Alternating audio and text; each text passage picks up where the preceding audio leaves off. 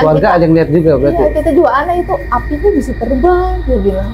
Udahlah diabaikan aja, nggak tahu kalau itu santet apa pun nggak tahu. Atau banaspati ya, kata orang ya. Nah, setelah pagi ternak saya tuh pada mati. Jadi ternak itu mati begitu aja? Matinya nggak jelas, kayak yang dipotong. Oh, itu kan setelah saya kasih makan, terus tiba-tiba kayak yang dipotong kejang-kejang. Oh, jadi matinya itu kayak tersembelih gitu? Iya. Tapi nggak ada darahnya, tiba-tiba kejang kayak ayam dipotong, teriak. Ada makhluk gede, katanya kita suruh pindah dari situ. Makhluknya kayak gimana tuh bentuknya? Gondoruo kah? Atau mungkin buto ijo kah? Atau kayak buto ijo, tapi kelihatannya kakinya doang. Tapi dia tinggi. Jadi kakinya aja gitu tinggi? Iya, kita tuh cuma ngeliat kakinya doang, aslinya dia tinggi banget. Terus dia ngomong, jadi gini.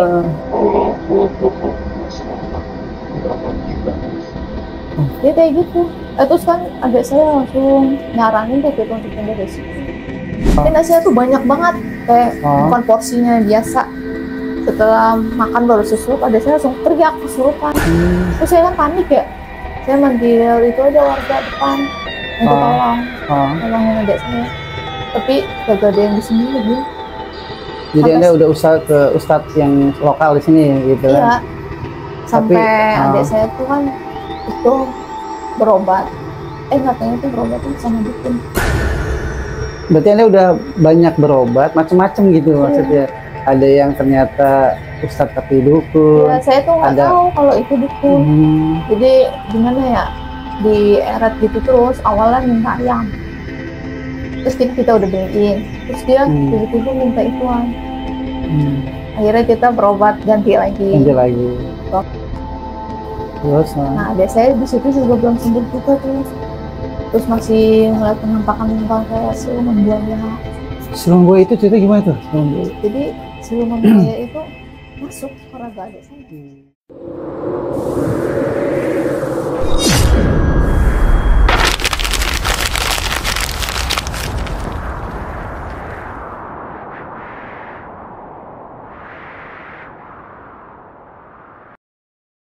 Assalamualaikum warahmatullahi wabarakatuh. Selamat datang di ML3. Segmen kali ini adalah kunjungan misteri. Sekarang kita ada di kediaman narasumber. Narasumber akan menceritakan tentang pengalaman mistisnya saat ada di tempat barunya. Dan di situ dia banyak banget pengalaman mistis yang nggak bisa dijelaskan dengan akal sehat. Untuk selengkapnya langsung aja kita sapa narasumber kita. Assalamualaikum Kak Tia. Waalaikumsalam. Boleh tahu nggak nih kapan kejadiannya? Awalnya kan kita tinggal. Nah, kita pindah ke setelah itu kan kita hidup damai tuh. Tiba-tiba ada kejadian aneh. Setelah 4 tahun kemudian, orang kan awalnya bilang gini ya, jangan tinggal di situ, soalnya itu angker. Nah, kita baru tuh mulai kejadian-kejadian. Jadi selama 4 tahun baru dapat informasi bahwa rumah itu angker. Nah kan, malamnya tuh setelah ada orang ngomong kayak gitu, kita ditimpa bola api. Bola api ukuran besar gitu? Besar. Jadi saat itu Katia dan beberapa keluarga ada yang lihat juga berarti? Iya, kita juga aneh itu api tuh bisa terbang, dia bilang. Udahlah diabaikan aja, nggak tahu ya kalau itu santet apa pun nggak tahu. Atau banaspati ya, kata orang ya. Nah, setelah pagi ternak saya tuh pada mati. Jadi ternak itu mati begitu aja? Matinya nggak jelas, kayak yang dipotong. Oh, itu kan setelah saya kasih makan, terus tiba-tiba kayak yang dipotong kejang-kejang. Oh, jadi matinya itu kayak tersembelih gitu? Iya, tapi nggak ada darahnya, tiba-tiba kejang kayak ayam dipotong, teriak. Nah, setelah itu kan saya sakit, besok itu saya sakit. Badan demam, panas, terus menggigil, saya tuh pegang mandi-mandi. Pokoknya diserang menggigil terus tuh. Itu ya, pas mau sakit kan saya coba untuk mandi ya. Tiba-tiba nempel laba-laba gede segini. Sini saya. Pas saya tabok tiba-tiba hilang. Oh, jadi dia pergi begitu aja? Pergi. Nggak ketahuan pergi kemana? Nggak ada. Berarti Saya itu cari-cari tuh nggak ada. antara nyata nggak nyata itu Nah, binatangnya iya. ya? Oh. Nah setelah kejadian itu malamnya saya mimpi lagi tuh. Mimpi dikasih makan bayi. Anda makan bayi? Iya. Di sayur sop. Cuman saya dipaksa sama seseorang. Jadi di dalam mimpi itu Anda disuruh makan Iya. sop bayi? Iya. Terus tapi seseorang itu kayak nenek sihir gitu. Maksa saya makan. Tampilannya kayak nenek sihir gitu Iya, ya? saya takut tuh dalam mimpi tuh saya bangun. Setelah bangun dada saya sakit banget. Sampai kayak deg deg deg deg terus pusing sampai saya pingsan. Kata ibu saya sih saya pingsan 2 jam. Jadi habis bangun tidur Anda pingsan? Iya. Kan udah setelah pingsan saya kan bangun. Terus tiba-tiba ada kayak makhluk ular gitu. Ngejaga di depan muka gitu. Jadi, Kayak seolah-olah apa ya? Ular itu sebagian ular ininya manusia. siluman ya, siluman Iya, ular ya kayak- lebih pantas ya. Kayak raja ular gitu. Dia ngeliatin aja. Ya udah saya langsung itu aja. Zikiran tuh Akhirnya makhluk itu pergi. pergi. Nah kan setelah itu ada lagi tuh kejadian-kejadian aneh. Setelah saya pergi ke suatu tempat tuh kan ada rumah kosong di situ ya. Mau kosong. Terus ada kayak apa sih? Kayak anak kecil pakaian Belanda ngajak saya di situ. Suruh ditarik. Oh, Kata ayo kita main di situ. Cuma saya nggak mau. Tiba-tiba saya ketarik, kaki juga jadi kaku. Nggak bisa lari.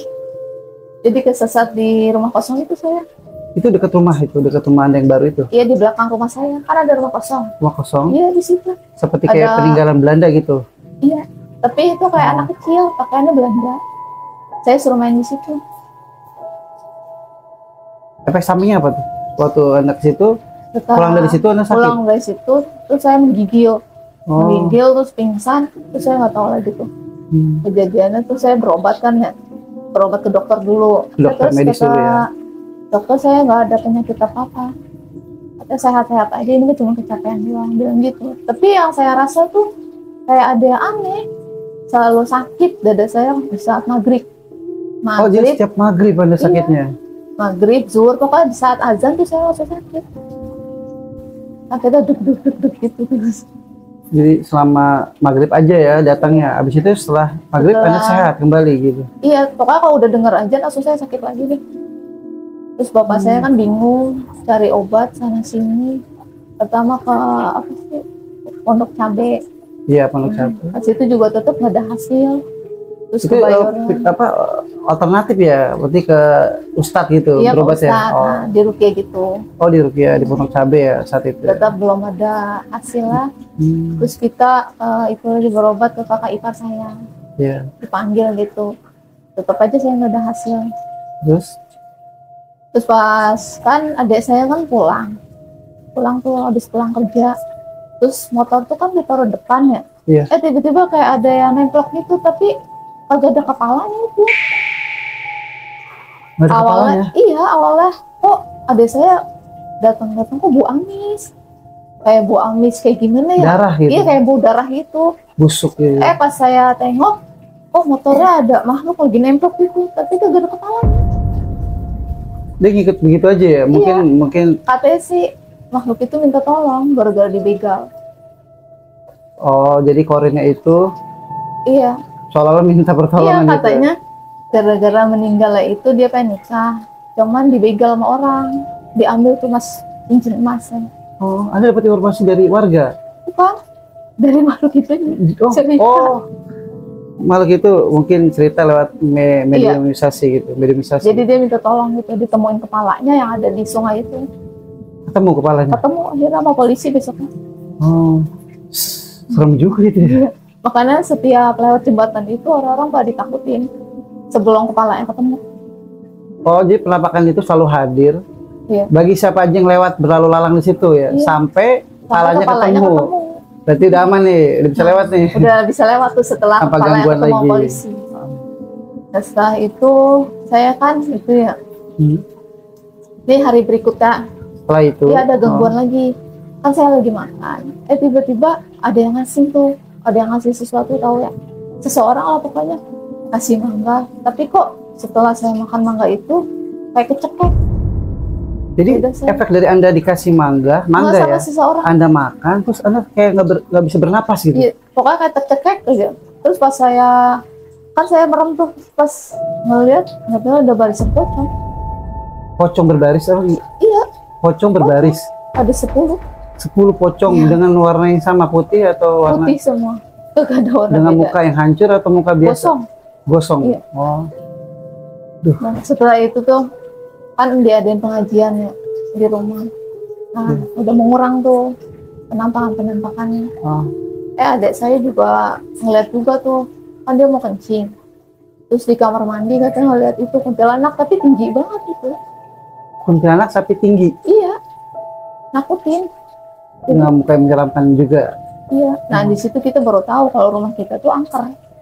Katanya sih ada kakek-kakek cerita di situ rumahnya angker, bekas kuburan. Makanya kan ada tembok yang retak tapi kagak bisa dibenerin. Kok gitu? Katanya sih itu bekas kuburan, makanya dia nggak bisa dibenerin lagi. Jadi nggak bisa ya direnovasi pun nggak bisa. Jadi walaupun udah dicat dia tetap retak. Karena itu kuburan, jadi orang dicor gitu. Makanya sampai sekarang belum digali itu bekasnya makan apaan. Itu cuma dugaan aja atau? Ya itu sih menurut cerita orang. Ya. Namanya cerita kan juga harus diuji kebenarannya juga. Kan banyak sumurnya ya. Nah di dalam sumur itu kan udah diuruk padahal. Tapi setiap kali di situ juga suka keluar. Kayak keluar makhluk yang tinggi. Terus gangguin orang sholat itu juga. Tiap kali orang sholat dibikin lupa gitu sama apa sih? Rakaatnya, bacaannya. Terus kita balik lagi. Sangat mengganggu itu ya. Iya. Sampai ibadah kita pun diganggu ya. Ya namanya rumah angker. Angker ya. Udah pasti dia nggak suka lihat orang ibadah pasti. Terus malamnya kemudian adik saya kan mimpi ada makhluk gede, katanya kita suruh pindah dari situ.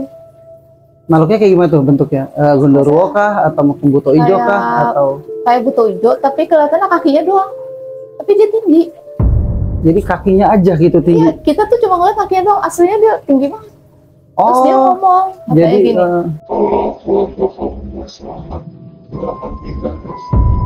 Dia kayak gitu. Terus kan adik saya langsung nyaranin tuh kita untuk pindah dari situ. Terus keluarga setuju? Ya kan dijual juga belum laku-laku tuh. Oh, belum laku ya, karena susah juga ya, nggak gampang. Manggil ustadz supaya rumah itu laku. Tetap juga belum laku, sampai terus aja kejadian-kejadian menimpa keluarga kita. Sampai bapak sakit parah, pernah batuk berdarah.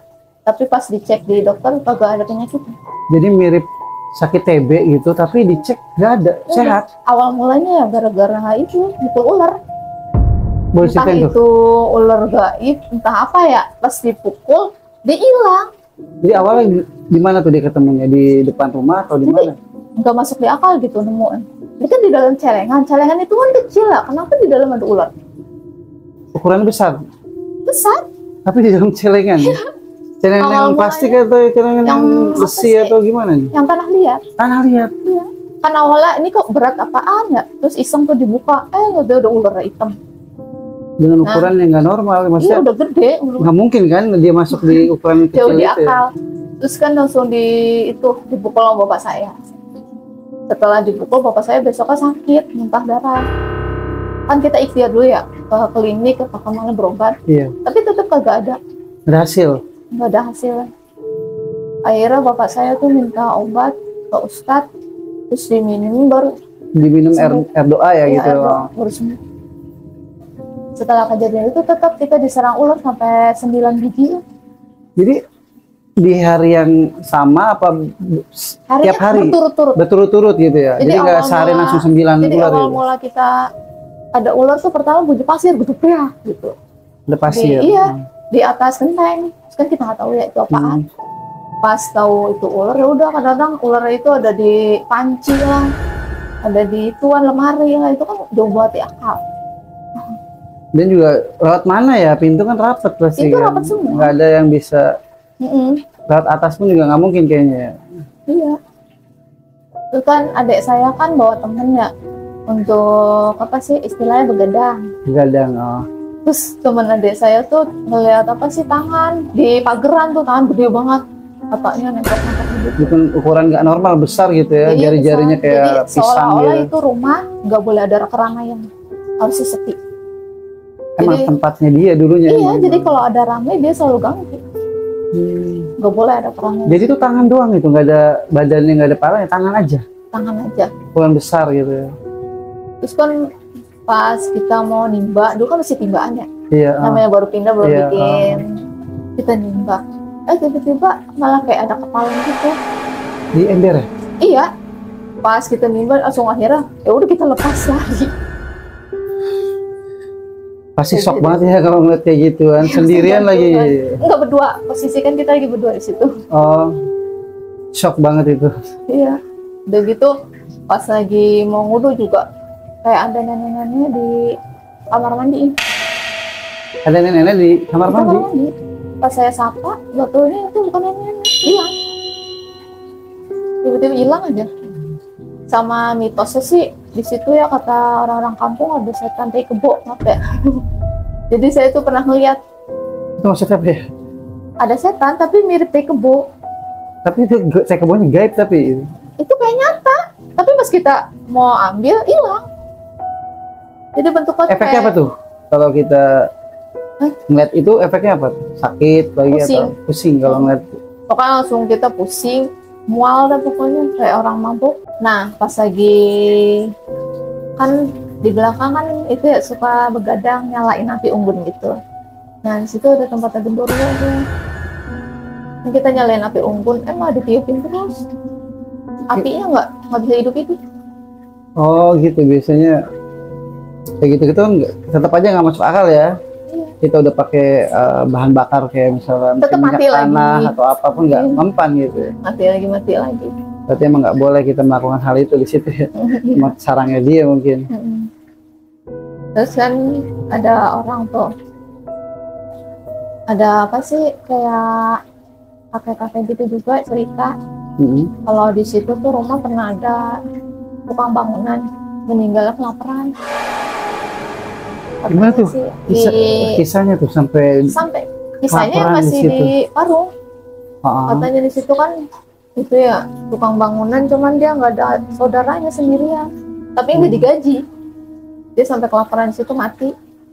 Tapi hantunya itu kadang-kadang suka datangin, suka minta tolong. ke warga ngetok pintu gitu atau Enggak, gimana? ke keluarga saya dulu. Oh, Jadi minta kasih tahu gitu kalau dia tuh meninggal di sini, katanya dikuburnya di sini sama warga. Tapi nggak ada keluarganya katanya. Sebatang ya, Sebatang berarti Mungkin dia. maksudnya minta dikasih tahu sama keluarganya kali ya bahwa dia udah meninggal gitu. Makanya dia nakutin gitu. Dia minta bantuan supaya diinformasikan ke keluarganya gitu ya. Sampai sekarang mungkin keluarganya nggak tahu keberadaan dia di mana, kuburannya di Ya, mana. makanya dia suka nakutin orang. Terus ada lagi ya tuh yang lebih Anda shock itu. Oh, itu Kenapa mah tuh? kakak ipar saya kan waktu main, dia kan mau ke toilet. Di atasnya itu ada kuntilanak kali gantungan tuh. Jadi kayak sisiran gitu. Di tetap di tempat Anda yang itu di Parung. Iya masih di Parung kejadian. Oh. Jadi kuntilanak kayak sisiran, terus kan kakak ipar saya langsung itu ya ketakutan, langsung aja ngambil bantal. Pas ditanya nggak tahu sih itu ada. Sama ponakan saya juga ngeliat, kan depan saya kan ada itu kan pohon mangga. Ada pemangga. Nah, di situ juga ada. Maksudnya jadi kayak apa ya, kayak tengkorak gitu. Dia suka nakutin anak kecil gitu. Jadi aktif dia di nongol. Setiap ada yang lewat itu anak kecil atau apapun yang Orang lewat. saya aja nih, kalau lewat situ mata saya dibikin perih, terus kayak nggak bisa ngeliat gitu. Akhirnya pohon itu tuh ditebang. Efeknya apa tuh? Pohonnya ditebang. Langsung apa sih? Ada saya yang kecil langsung kesurupan. Katanya rumahnya itu nggak boleh ditebang. Ya udah. Bagaimana lagi ya udah ditebang kan? Oh, jadi efeknya adalah ada serangan juga ya, karena dia nggak setuju ya ketika tempat singgahnya dia itu kan ditebang. Terus informasinya Katia itu pindah rumah lagi tuh. Nah, kan saking Ada kita cerita udah lagi berarti nih. cerita baru lagi. Ah, Kan kita udah nggak tahan tuh ya, namanya diserang gitu-gituan terus. ah. Terus kita pindah, dijual murah tuh rumahnya. Oh, rumahnya jual murah, makanya laku nih. Nah ya, Angker tapi murah yang penting ya. Nah kita pindah lagi tuh namanya ke, tapi di situ kita juga dapat rumah murah, nggak taunya Sama angker. sama angkera. Kita setahun 2 tahun kita nggak tahu, cuma pas 2 tahun ke 3 tahunnya ada orang ngomong juga sih, kita kenapa pindah di situ, itu kan bekas serangan dukun ya. Bekas apa? Serangan dukun. Serangan. Iya, jadi yang pernah tinggal di rumah Kreo itu dukun, jadi pada serang-serangan gitu. Oh, jadi perang antar dukun. Nah, kebetulan rumah yang Anda tempatnya yang baru ini. Iya, jadi Itu- efeknya tuh ke kita kalau lagi nyerang. Jadi rumah Anda jadi target ya. Target serangan dukun. Padahal tuh dukun udah nggak ada di sini, tapi tetap dia nyerang si musuh tuh. Berarti gitu ya, mereka bisa salah juga ya. Setan bisa salah tempat juga, salah sasaran bisa ya. Iya, Karena padahal kan udah beda penghuni padahal. gitu tuh pindah rumah kan mau aman, malah dapetnya yang angker lagi. Lebih daripada Iya. yang kemarin ya. Sampai akhirnya adik saya yang tadinya sehat kan tiba-tiba di atas. Oh. Nah dia ketemu juga tuh apa sih namanya serangan juga. Awalnya dia ngeliat bola, bukan bola api ini, beda. Bola apa itu? Kayak apa sih, cahaya putih. Cahaya putih. Masuk tuh dari Kayak luar. sinar lampu atau Sinar kayak lampu. lampu gitu. Lampu yang putih itu tuh. Iya, Nah, masuk. masuk. Terus adik saya tiba-tiba gelap katanya tuh. Oh. Tiba-tiba kan adik saya ngambil nasi, tapi nasinya tuh banyak banget, kayak bukan porsinya biasa. Setelah makan baru sesuap, adik saya langsung teriak kesurupan. Terus saya kan panik ya, saya manggil itu aja warga depan untuk tolongin adik saya. Tapi gak ada yang di sini lagi. Jadi Anda udah usaha ke ustadz yang lokal di sini gitu Iya. kan? Sampai Tapi, adik saya tuh kan itu berobat. Katanya tuh berobatnya sama dukun. Berarti Anda udah banyak berobat, macam-macam gitu maksudnya. Ada yang ternyata ustadz tapi dukun. Ya, saya tuh nggak tahu kalau itu dukun. Jadi gimana ya, dieret gitu terus. Awalnya minta ayam, terus kita udah beliin. Terus dia tiba-tiba minta ituan. Akhirnya kita berobat ganti lagi. Ganti lagi. Terus, Nah, adik saya di situ juga belum sembuh juga tuh. Terus masih ngeliat penampakan kayak siluman buaya. siluman buaya itu cerita gimana tuh? Siluman buaya. Jadi siluman buaya itu masuk ke raga adik saya. Jadi adik saya tuh udah nggak bisa kekontrol dah. Ngamuk-ngamuk. Terus dia kemasukan juga kayak macam. Terus kita berobat Semenjak itu lagi. semua ngeliat ya penampakan di rumah juga makin masif ya, sering nongol Jadi gitu. makin banyak gitu. Terus kan kita berobat lagi. Nah kita tuh baru nemuin ustadz yang benar tuh. Boleh lah. Ustadz, pokoknya ustadz. Iya ustadz.